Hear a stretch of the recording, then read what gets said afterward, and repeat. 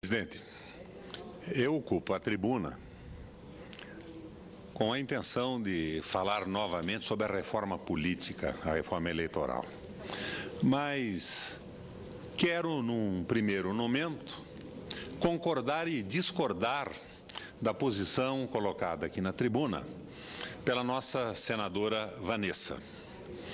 Eu quero concordar com a senadora quando ela fala na necessidade absoluta de que o nosso país não seja governado pela visão monetarista, que não dá atenção, o Banco Central não dá atenção, apesar de técnicos extremamente qualificados comporem o Banco Central, a política trabalhista, as políticas sociais, a política industrial, a política comercial, ao desenvolvimento do país de um ponto de vista mais global. A política salarial de hoje é consequência da política macroeconômica que vem sendo empregada no país há muito tempo. Ela é consequência disso. O governo optou por aumentar os juros, aumentar a taxa Selic, o juro de referência, e comprimir salários. Eu acredito que nós devíamos, nesse início do governo da presidenta Dilma, estar dando uma sinalização para os trabalhadores de aumento consistente e consequente de salário. Ah, sim, mas como? Como, me perguntam os monetaristas? Não é difícil. Por exemplo, ao invés do aumento de juros, aumentos de juros que fazem crescer a dívida interna, a dívida externa, fazem crescer a dívida pública, bastaria que o governo federal aumentasse o depósito compulsório dos bancos. Aumenta o depósito compulsório, enxuga a liquidez, sem favorecer os rentistas e os grandes bancos. Ou seja, sem aumentar a dívida pública. Sobe o salário mínimo, sim. E, em contrapartida, por exemplo, nós poderíamos conter a expansão do crédito consignado, que não é preocupante do ponto de vista do seu volume nas contas da República, mas que preocupa em função da velocidade com que vem crescendo. Contendo o crédito consignado, diminuindo os juros absurdos que os bancos cobram no crédito consignado e, paralelamente, tomando medidas muito claras de defesa da indústria nacional, colocando taxas para importação e mantendo sob controle a desvalorização do dólar, nós teríamos uma política completamente diferente. Uma política que acenaria para o desenvolvimento do Brasil-nação, enquanto que a política monetarista levada a efeito hoje sinaliza para o mercado a manutenção da política antiga que já perpassa alguns governos da República. Outro aspecto é a história do tal decreto. Nós já vivemos com as medidas provisórias, que de certa forma desmoralizam o Congresso Nacional. Se ao lado das medidas provisórias agora formos fazer delegação legal por decreto, não sei mais qual é a verdadeira utilidade do Congresso Nacional. Eu acredito que a presidente Dilma tem a sua estratégia. A proposta colocada de aumento constante do salário mínimo, com base no crescimento do PIB nos 2 últimos anos, mais o processo inflacionário, é uma proposta que pode até ser interessante. Mas ela não é interessante a ponto de liberar o Congresso Nacional do seu direito, dever de discutir a cada ano o salário mínimo conforme determina a Constituição. Eu acho que o caminho é um caminho errado. Acredito até que os tribunais superiores podem ter uma certa simpatia pelo método, porque eles pretendem se utilizar do mesmo processo. Conseguir uma autorização que já tramita na Câmara Federal de aumentos automáticos feitos pelos próprios órgãos, mas isso tudo diminui sobremaneira a importância e a necessidade do Congresso Nacional. Então fica aqui a minha posição. Eu votarei qualquer salário acima de 545 que venha a ser proposto no plenário e seja passível de aprovação. E votarei contra o tal decreto na medida das possibilidades que o plenário me oferecer. O governo federal pode fazer um acordo com os sindicatos, sim. A presidenta Dilma pode assumir o compromisso de, no mínimo, fazer com que o salário mínimo cresça em função do produto interno brasileiro, do crescimento do PIB e da inflação. Mas o Congresso Nacional não pode se omitir da obrigação de votar a cada ano um novo salário mínimo, analisando a conjuntura do momento, sob pena de eu não saber bem mais o que estamos nós, parlamentares, fazendo aqui no Congresso Nacional. Por outro lado, presidente, eu conversava agora há pouco com o senador Osmar Dias, que me dizia ter ligado um rádio antes de embarcar para Brasília, do Paraná para Brasília, e ter ouvido a orquestração do atual governo estadual em cima de um famoso furo nas contas do estado do Paraná. O meu amigo Beto Richa, Carlos Alberto, está querendo esconder a sua incompetência em cima de um suposto furo que não existe. Só para lembrar, o governo do Carlos Alberto Richa é continuidade do governo do Jaime Lerner, que eu derrotei na eleição anterior.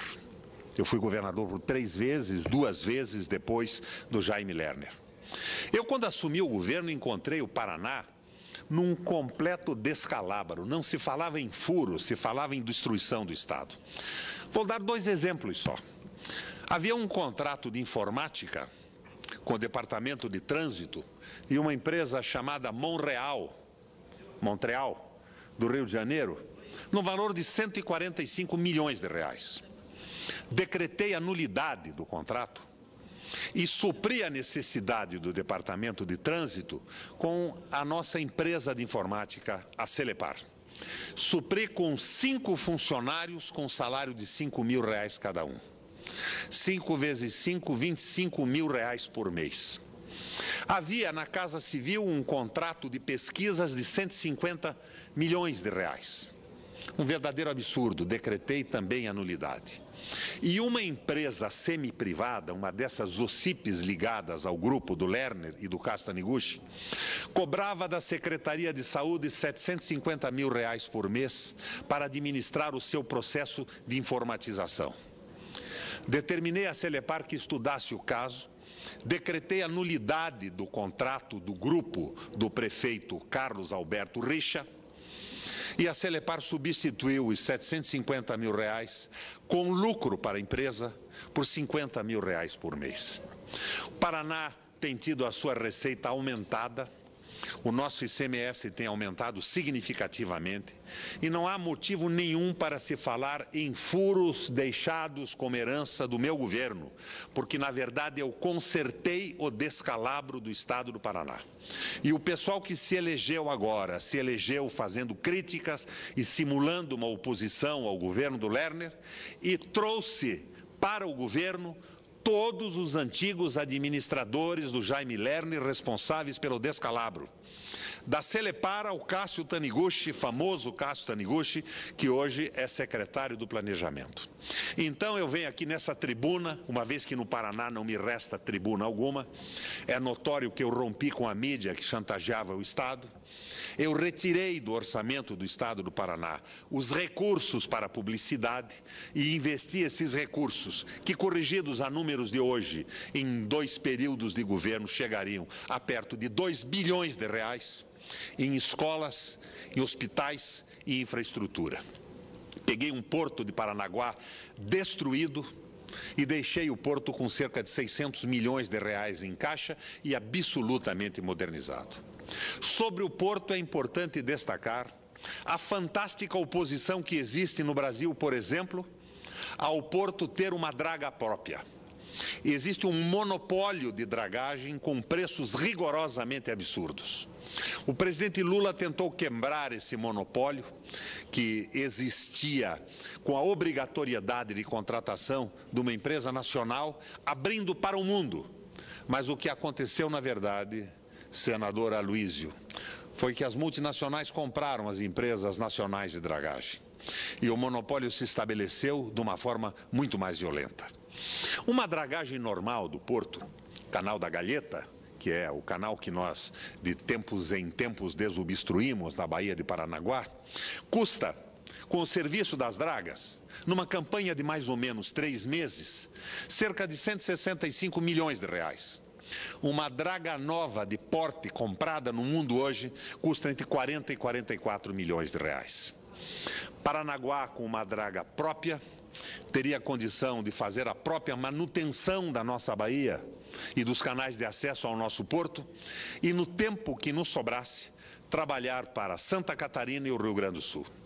Quando tentei comprar uma draga no início do meu primeiro governo, recebi a visita do presidente da ANTAQ, que foi me visitar no gabinete com o objetivo exclusivo de me dizer que a ANTAQ não admitiria que o porto comprasse uma draga, que eu era obrigado a alugar as dragas nacionais porque havia uma portaria do Ministério estabelecendo o monopólio. Como disse, o Lula quebrou o monopólio, mas o monopólio se restabeleceu com as multinacionais comprando as empresas de dragagem. O porto de Paranaguá sofreu uma guerra deste lobby, deste monopólio, deste oligopólio de proprietários de dragas pesadíssimo. À época que determinei a compra, personalidades me ligavam, se identificando como ministros de tribunais superiores, ministros de Estado, me pedindo para manter o contrato de uma draga brasileira que chamava-se Bandeirantes e que cobrava, Aloysio, 750 mil dólares por mês do Porto de Paranaguá. Trabalhando 3 dias, de 3 em 3 meses, numa campanha rápida para manter o nível dos canais. Contrato em dólar é absolutamente inadmissível no Brasil e eu afastei esse contrato para entrar na aventura da compra da draga própria. 40, 44 milhões de reais, o que não consegui até o fim do meu governo. Ações em cima de ações, inclusive a ação da própria Capitania dos Portos, no sentido de impedir que o Porto de Paranaguá possuísse uma draga própria. O governador Carlos Alberto está fazendo agora uma dragagem emergencial do cais. 10 dias de operação, pagando R$ 22 o metro cúbico de material removido. A última dragagem que fiz no meu governo custou R$ 7,50 o metro cúbico. E faz isso com o silêncio absoluto de uma imprensa extremamente satisfeita, porque agora o orçamento do Estado comporta gordas quantias para publicidade e divulgação. Mas o meu objetivo não era falar sobre isso. Era colocar com clareza a minha crítica ao sistema da votação proporcional e uma crítica pesada a esse sistema que chamam de distritão, que na verdade é o voto majoritário para a eleição de deputados nos estados. Seria eleito o candidato que tivesse mais voto e assim sucessivamente, sem a consideração da possibilidade das legendas para os partidos. A justificativa para esta proposta é suportada na eleição do Enéas, que junto com ele levou 4 deputados federais, ou trouxe 4 deputados federais ao Congresso Nacional, um deles com apenas 247 votos. E a última eleição do Tiririca, que se elegeu pelas suas qualidades pessoais e pelo voto de protesto de uma parte da sociedade paulista descontente com a política e os políticos. Não sei como uma mudança política vai eliminar o descontentamento da população com o comportamento dos políticos e os escândalos que se sucedem.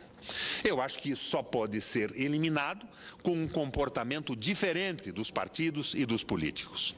Mas a outra proposta, a do voto majoritário, também não me agrada, porque ela elimina, senador Aloysio, o voto de opinião, ela elimina a possibilidade de um movimento programático eleger um número maior de parlamentares. Eu falava aqui outro dia e dava como exemplo um candidato de opinião.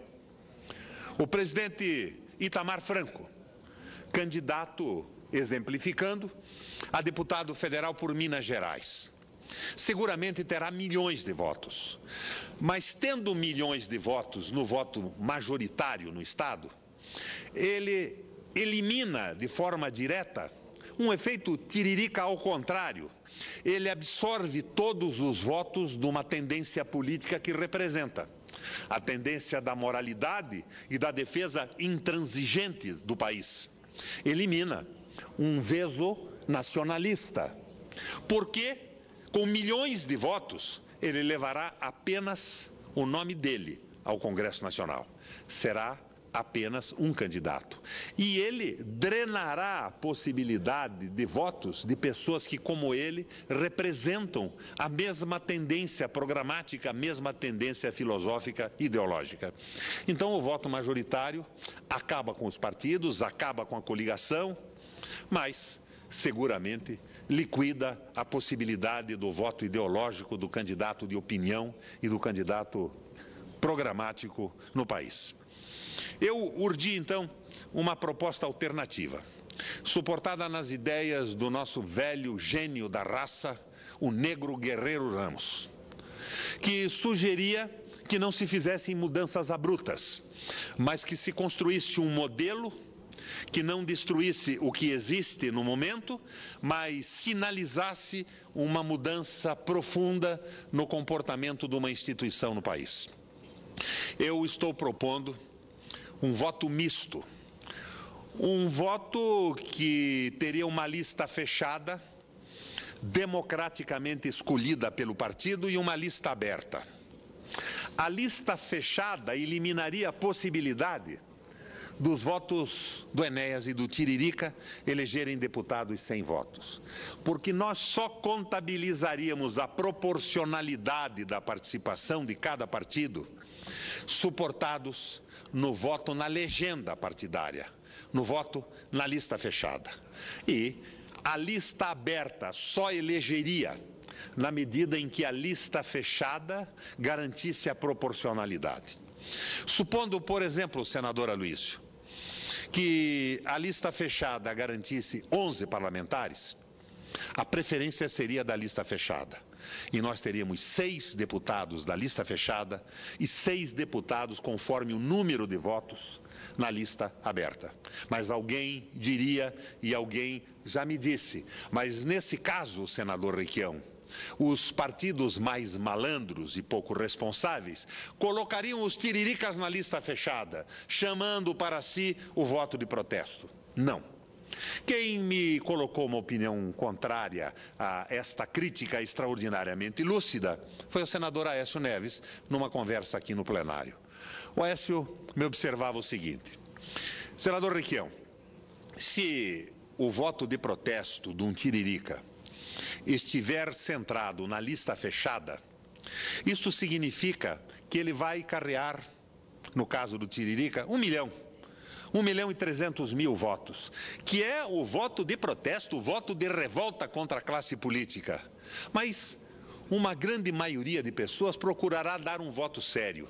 Então, na mesma medida que a lista fechada ficará com os votos de protesto de um candidato alternativo, ela perderá os votos das pessoas que raciocinam politicamente de uma maneira mais consequente. O resultado seria negativo para a lista partidária. Teria 1.300.000 dos votos de protesto, mas não teria os 11 milhões de votos que o senador Aloísio teve em São Paulo. Então, eu acredito que esse sistema duplo, de lista fechada e lista aberta, reforça programaticamente os partidos. Oferece a possibilidade da participação do candidato praticamente avulso, mas não deixa que o voto avulso de candidatos influencie na formação da chapa. Aquela chapa em que os partidos procuram candidatos de 4, 5, 6 mil votos para colocar na chapa proporcional pensando na soma que vai viabilizar a possibilidade eleitoral de algumas pessoas mais ou menos bem votadas. É um sistema aí.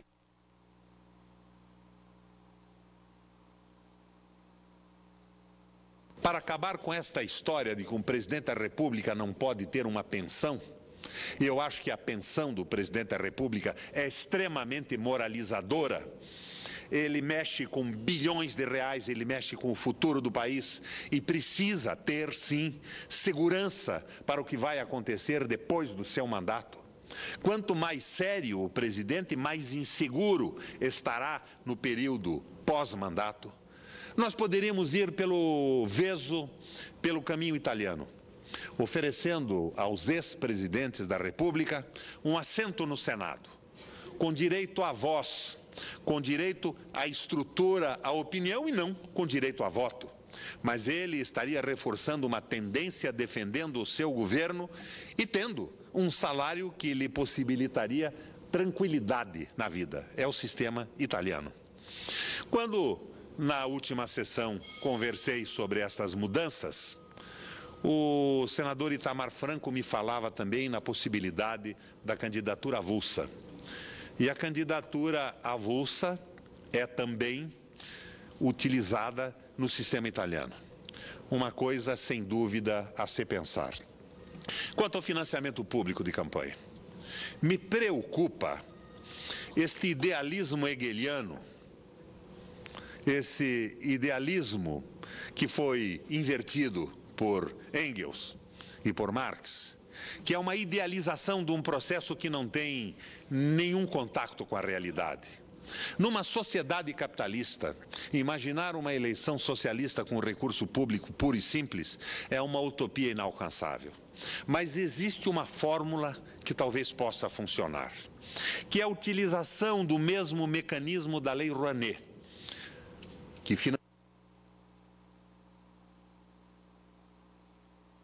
O senhor tem mais 2 minutos para concluir. Mais limitações, na verdade, em relação à possibilidade de recepção de cada candidato. Um senador não poderia ter mais que 3 milhões de reais. E uma empresa que, pela lei, com os benefícios fiscais, pudesse oferecer 30, daria esse senador apenas 3, ou completaria os 3 a que ele tem direito, mas poderia oferecer financiamento a outros senadores. Então, nós teríamos uma forma descentralizada de utilização de recursos públicos, porque seriam recursos, evidentemente, incentivados, como incentivamos os recursos da Lei Rouanet. E ao lado de tudo isso, de nada adianta falar em reforma política e eleitoral, se não tivermos consagrado na legislação um direito de resposta automático para que políticos e pessoas de qualquer natureza possam responder a injúrias, calúnias e difamações urdidas pelos interesses da imprensa monopolizada pelo capital. Direito rápido de resposta. E eu já apresentei um projeto desta natureza na legislatura em que participei do Senado da República, e este projeto foi, no plenário, aprovado por unanimidade. E depois, devidamente, como só ia acontecer com os projetos originados no Senado, arquivado na Câmara Federal. Coloquei aqui algumas ideias.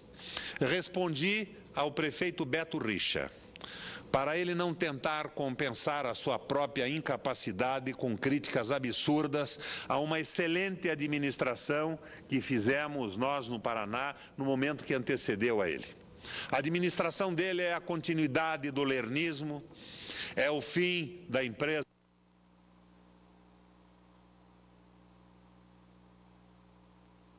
A privatização da Companhia de Saneamento do Estado. E as respostas surgirão se não tivermos espaço no Paraná, nesta tribuna, cada vez que isto se fizer necessário. Quantos minutos eu falei? 26. Hã? 26. Ah, passei dos 20? Não, mais 6. Vai. O tempo que tivesse. Concedo a palavra ao nobre senador Vital do Rego.